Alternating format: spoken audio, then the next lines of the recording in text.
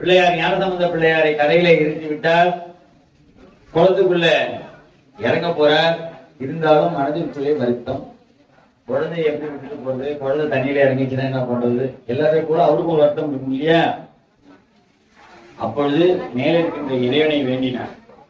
தெல்லுவனியே புகமாட்டா, தண்ணியில இறங்காம தேவையோடும் திருத்தோணி வள்ளலார் இருந்தாரே எதிர்வனை மேல இருக்கின்ற விமானத்தில் இருக்கின்ற அந்த சுவாமியே விட்டு மணிவாவி உள்ளிழிந்து புனல் புக்கார் உலகுய்ய மகன் பெற்றார். இந்த உலகத்தை வாழ்விப்பதற்காக வந்த மகனை கரையிலே நிறுத்திவிட்டு குளத்துக்குள்ளே இறங்கி விட்டார். குளத்துல இறங்கியாச்சா?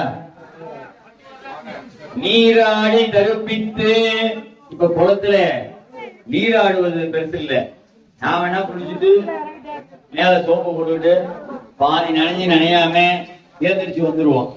ஆனால் அண்ணர்கள் அது மாதிரி செய்ய